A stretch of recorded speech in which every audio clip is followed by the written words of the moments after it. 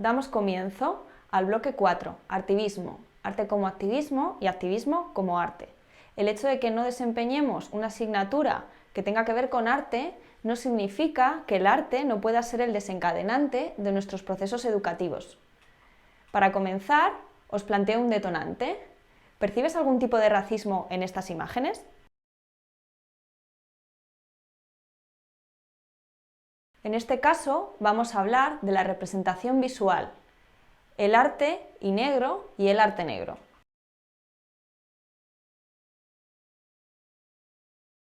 Dependiendo de la época histórica, se va a presentar a las personas negras desde una forma más fidedigna o desde una forma ridiculizada.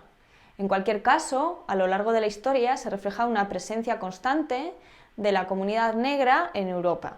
En esta imagen encontramos un niño sirviente, que no esclavo, trabajando como escudero de un guerrero griego. En el caso de la Edad Media vemos que empieza a haber algunas imágenes en las que ya el contacto quizá no es tan frecuente hasta que empieza a desarrollarse la esclavitud desde el siglo XV y bueno, pues se da la situación de que las personas negras son representadas de forma confusa. Por ejemplo, es el caso de la reina de Saba, en la que se representa a una mujer negra, sin embargo con el pelo rubio y largo, ¿no? En esta imagen nos encontramos con dos figuras en oposición. Por un lado, la representación de un guerrero negro, lo cual nos advierte de que la presencia negra en Europa era común, pero también nos encontramos con el mensaje contrario, ¿no? En el que se intenta demonizar a la persona negra y bueno, se le asocian determinadas actitudes que se vinculan con lo demoníaco, con el diablo, y la representación del diablo como negro empieza a hacerse común. Luego también nos encontramos con imágenes realizadas por artistas que conocemos todos, como es el caso de Miguel Ángel, en el que representan a las personas negras desde una manera estereotipada, en la que esos rasgos exageran, se colorean, como en el caso de los labios rojos, que es muy típico en esta ridiculización de lo negro, y lo que nos cuenta es que probablemente nunca habría visto a una persona negra o sigue el estereotipo que ha observado en otra imagen. El caso contrario sería el de, por ejemplo, Rembrandt, que simplemente pinta a dos personas negras, ¿no? Pero sí se enfoca mucho desde lo antropológico, como una especie de estudio físico de las diferentes razas. Esto va a ser muy común también en el arte occidental.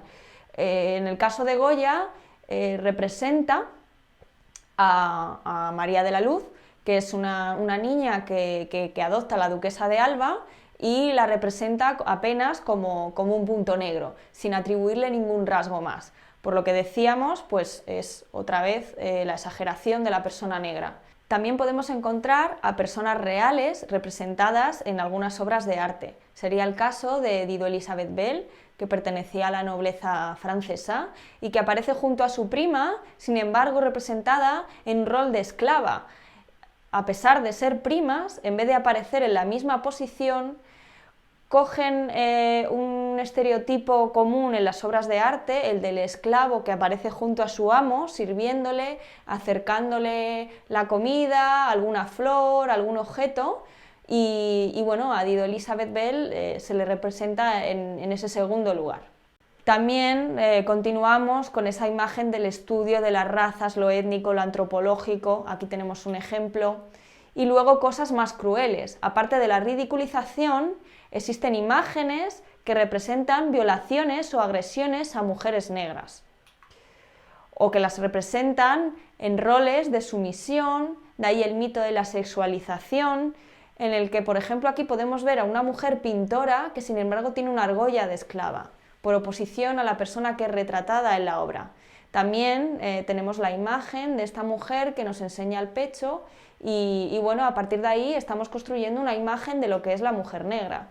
Esto se sigue desarrollando así hasta la actualidad, pues podemos encontrar algunas publicidades, cómics, imágenes que siguen representando a las personas negras, como decíamos, desde lo tribal, desde esa exageración, incluso se hacen más evidentes según nos acercamos a la actualidad, que se desarrollan series concretas con personajes negros representados de esta manera, ¿no? o los cómics de colonizadores en África, ¿no? Estos personajes que van a atacar a esta mujer pelirroja que está encerrada en las redes. Esto, tristemente, sucede también con los cuentos infantiles y los productos que están dedicados a niños, y que además se supone que intentan vender una idea de lo negro que fomenta la multiculturalidad. Sería el caso de esta imagen en la que la persona negra prácticamente es una boca y unos ojos inexpresivos. Es difícil decirlo, pero hay personas que siguen identificando esta imagen como no racista.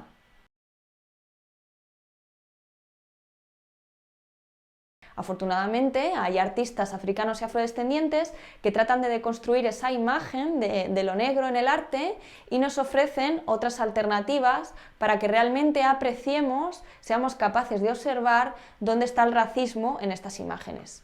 Por eso vamos a hablar del arte negro, del arte desarrollado por personas negras. En este caso, Armando Mariño nos cuenta cómo el cubismo pues tiene mucho que agradecer al arte africano. Esa expresión abstracta, supuestamente creada por los artistas modernos, como sería el caso de Picasso, es una imagen que procede, incluso podemos asociar obras de arte moderno a esculturas tradicionales concretas de la comunidad africana y ver cuál es el origen. También tenemos a Edson Chagas, que representa lo negro desde esa estatuaria, lo negro y lo blanco, ¿no? desde esa máscara africana. Son diferentes visiones, diferentes maneras de representar lo negro desde lo negro, esto que estamos viendo aquí. Este sería el caso de Aaron Douglas, que además utiliza las imágenes de las personas negras para hablarnos de la cultura afroamericana y bueno, de ese pasado de esclavitud que intentan romper desde la expresión cultural del arte, ¿no? Sería el caso de Charles White. Podemos comprobar cómo estas imágenes, incluso intentando ser sintéticas, representan a las personas negras de una manera muy diferente. Sería el caso de Elizabeth Catlett, que bueno, además utilizan estas imágenes para una crítica social. También es el caso de Jacob Lawrence, ¿no? Que intentan pues, reivindicar la figura de los jacobinos negros, de los independentistas haitianos. Y bueno, es algo que reivindica lo negro no solo desde lo estético, sino también desde lo conceptual, como sería el caso también de Emory Douglas, el creativo que trabaja para los Panteras Negras y que utiliza el arte como medio de denuncia. Ya más cercano en el tiempo podríamos hablar de Basquiat, podríamos hablar de Kerry James Marshall, podríamos hablar de Kehinde Wiley o de Cherry Samba. Todos estos artistas nos ofrecen una imagen del negro que en cualquier caso no ridiculiza a la persona que representa, ¿no?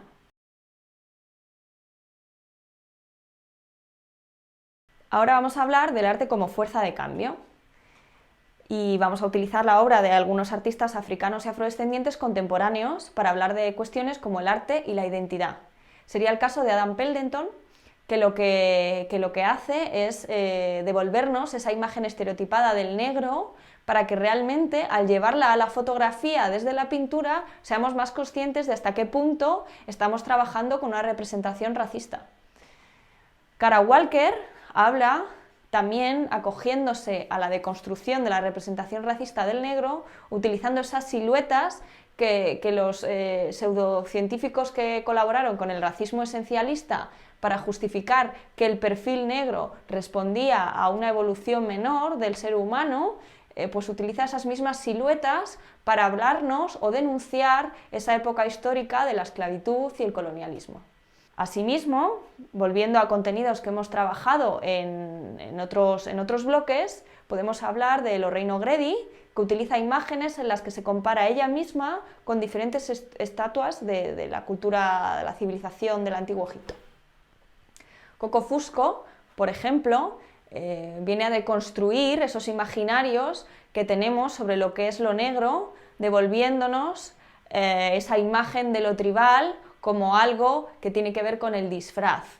Y realiza diferentes acciones y performances para evidenciar esta representación racista que se sigue utilizando en los medios de comunicación. En el caso de Akosua Adoma Owusu, lo que ella hace es investigar sobre su imagen, sobre ese racismo estético, ¿no? Tenemos esta imagen en la que unas niñas negras hacen trenzas a una Barbie rubia, ¿no?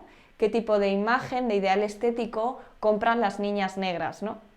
En el caso de Kusanagi Chiurai nos muestra una serie de representaciones estereotipadas de lo que son las personas negras. Tendríamos al gángsta, tendríamos al dictador africano, muy común en películas sobre África, y también nos representa esa imagen del estudiante para el que la educación es un arma para adquirir una posición social ascendente.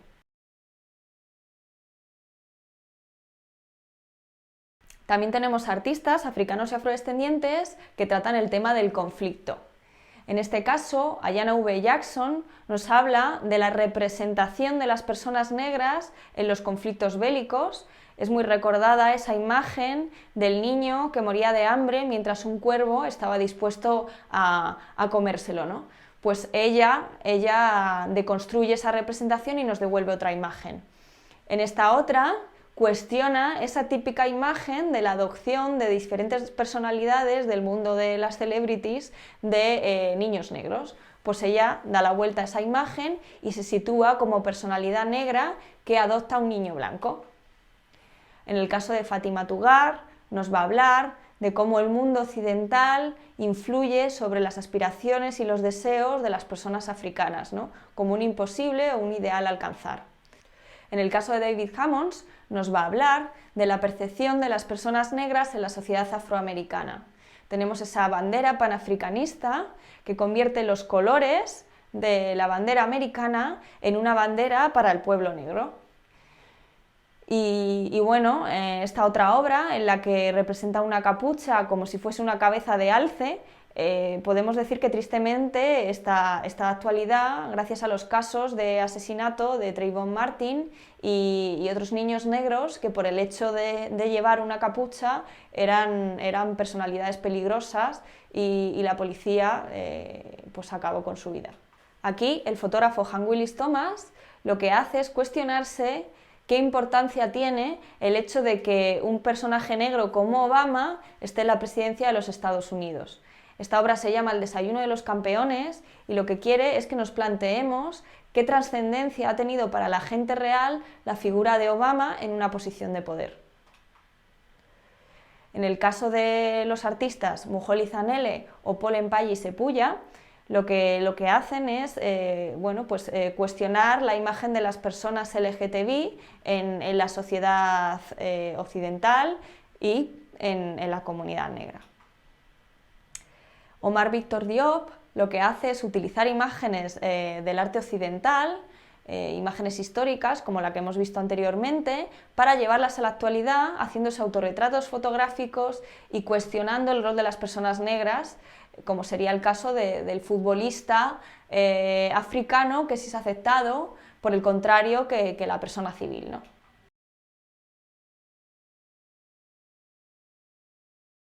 Por último, vamos a hablar de arte y transformación, poniendo ejemplos de artistas y colectivos que hacen de la educación una herramienta de transformación.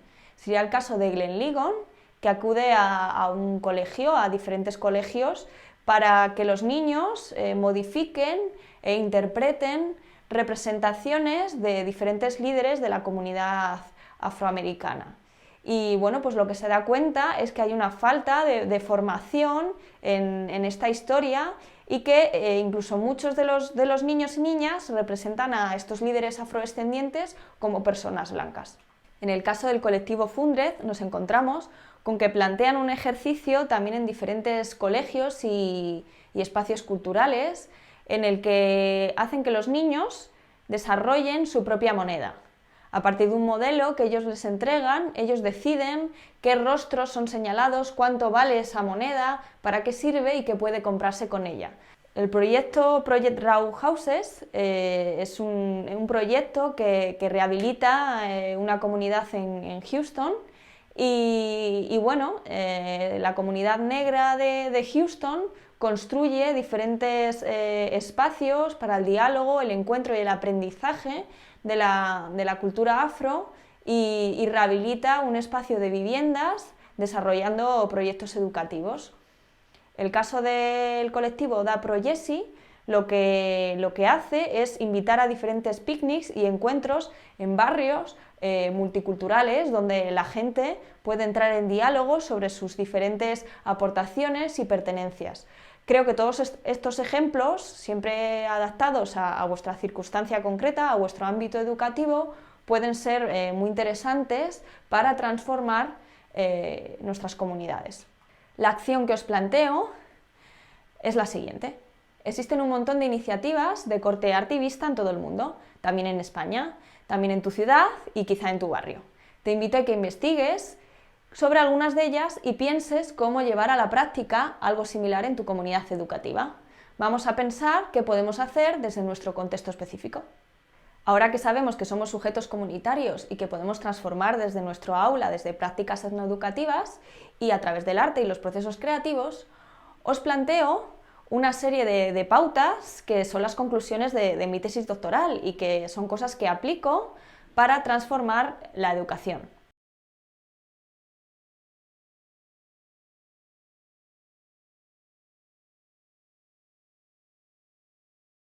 Os propongo practicar los valores comunitarios. ¿Qué es esto?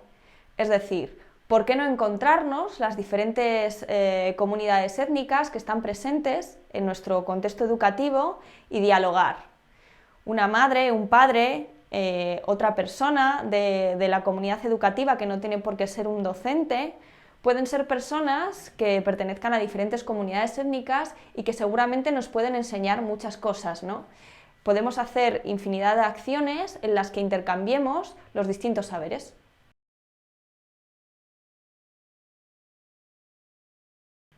Señalar que otro punto importante es utilizar referentes que sintamos como propios. Es importante hablar de diferentes minorías y hablar de comunidades étnicas en el aula. Que una persona LGTBI, que una mujer, que una persona negra puedan sentirse identificadas con los referentes que utilizamos en el aula. Todos tengamos a alguien con quien podamos sentir un vínculo y en quien vernos reflejados.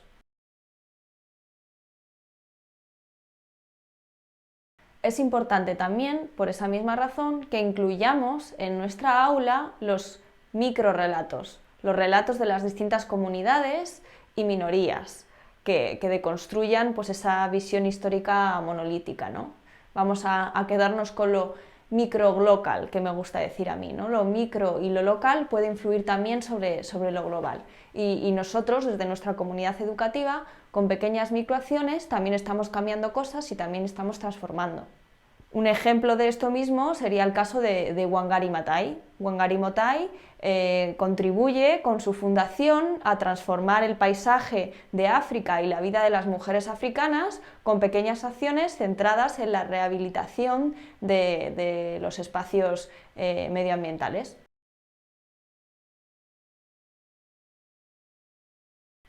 Si trabajamos con los microrrelatos, nos vamos a ver inevitablemente obligados a cuestionar el imaginario colectivo, a revisar esa idea de la historia y de construir esos mensajes racistas o esas imágenes estereotipadas sobre lo negro.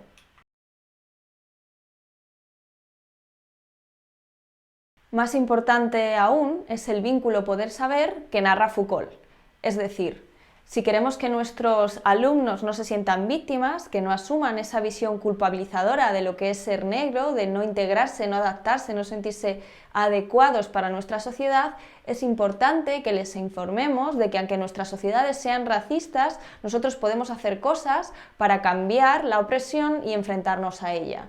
Lo primero va a ser tomar conciencia y cuestionarnos ese relato de lo negro, ¿no? O sea, quien sabe puede oponerse al poder, porque puede deconstruirlo, porque puede enfrentarlo con otro relato.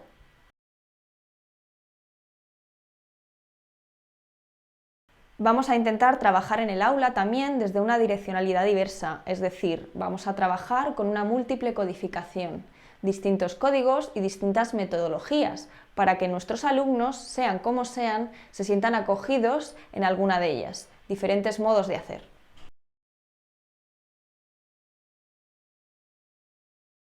También es importante generar diferentes espacios de participación en los que distintas comunidades interactúen entre sí. El trabajar desde la participación hace que nuestros alumnos y alumnas también tengan mucho que enseñarnos y tengan cosas que decir o enseñarse entre sí. Otro punto importante es trabajar desde la idea de transformación. Como decíamos, nosotros mismos tenemos un poder sobre nuestro entorno más inmediato. También es importante hablar de las múltiples pertenencias que todos acogemos dentro de nosotros y cómo esta transformación opera desde todas ellas. Para poder ejercer esta transformación social es prioritario que nos sintamos agentes activistas, es decir, que desde la educación tenemos un lugar para ejercer este cambio.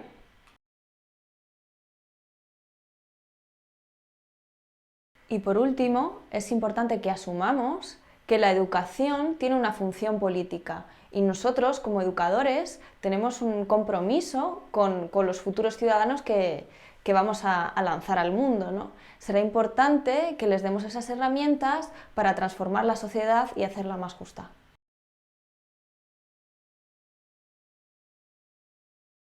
Desde la etnoeducación y el activismo se plantean una serie de retos de futuro. Estos retos son la creación de materiales didácticos, innovadores, realistas, adaptados, construidos también por las comunidades étnicas, que podamos barajar y compartir en los diferentes espacios educativos para poder ejercer esa educación realmente etnoeducadora. También es importante que se desarrollen programas de formación de profesorado transcultural y el encuentro entre comunidades en espacios de visibilidad y reconocimiento desde una participación ciudadana que acoja a las diferentes comunidades étnicas y otros colectivos.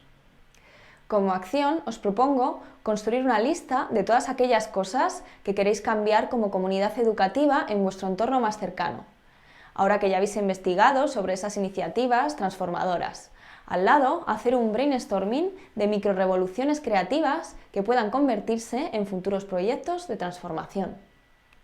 Y como última propuesta de este curso, os invito a empezar a transformar. Solo necesitáis involucraros como comunidad educativa en la puesta en marcha de proyectos con los que os sintáis identificados, algo que modifique lo que no os gusta en vuestro entorno educativo.